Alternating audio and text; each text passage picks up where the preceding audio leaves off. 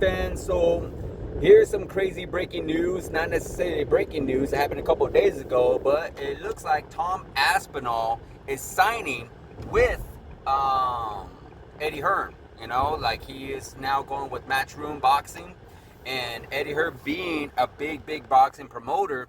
But I feel like everyone's kind of blowing this a little out of proportion. Everyone's asking, what does this mean for Tom Aspinall? Is he going to go box? Is he out of the UFC? Et cetera, et cetera, et cetera. Well, Tom Aspinall had done a few interviews, and basically what it is Eddie Hearn now is basically his manager or his advisor, whatever case may be, where he helps advise Tom Aspinall's career, helping him get the best money, helping him make the best opportunities to make more money, just all these other things that come along with a fighter and a manager.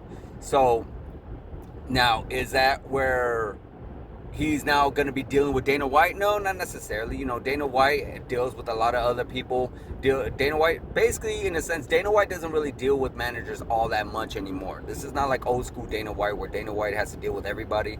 You know, Dana White has people that deal with people and such. So, I mean, I really feel like everyone needs to pump the brakes a little bit. Yes, it's big news and it's good for Tom Aspinall, and we hope to see Tom Aspinall in the cage soon, and that's where he's going to be, because that's where Tom Aspinall says he's going to be. He is the heavyweight champion of the world. He wants to defend his belt. He has said he has unfinished business in the UFC, so he plans on staying there.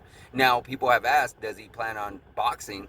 And he came clear saying that he has no he really does not believe that any fighter should think they could go into boxing and become heavyweight champion of the world or champion of the world, just like any boxer should come to MMA thinking they're going to be champion of the world.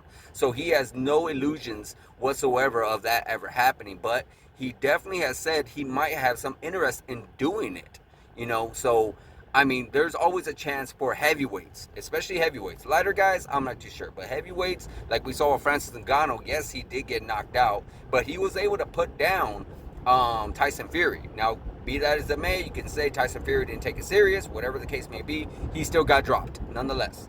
So with Tom Aspinall, if he were to get his hands good, I could potentially see him making a good run at boxing. You know, if he were to get his boxing skills good, he's been boxing for a long time. He says he was sparring other champions and whatnot in the boxing world for over 10 years, I believe. So yeah, I mean, I believe he can make a good run. But right now, I think his focus is the UFC and defending his belt, and especially getting his eye looked at, or continue to be watched over and looked at, and making sure it's all good. You know, that eye surgery that he's went through, it was very brutal.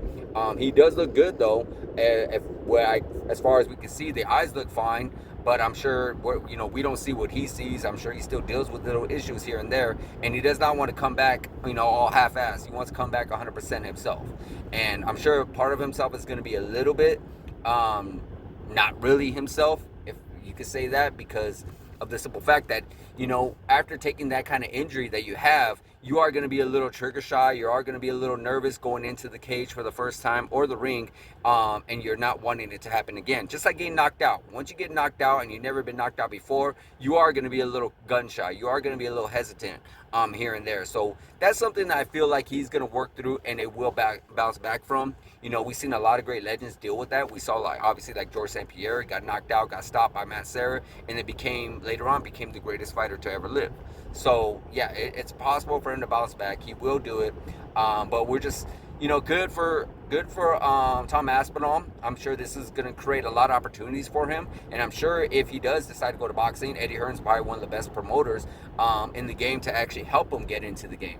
Help him sort out what are the best fights for him and whatnot. So it's a good, perfect match in my opinion. But guys, let me hear your opinion. What do you think about this whole combination between Tom Aspinall and Eddie Hearn? Let me know what you're thinking about what his decisions is regarding this. Should he have done this? Is this more of a revenge ploy for Eddie Hearn after what we saw with Conor Benn and Dana White?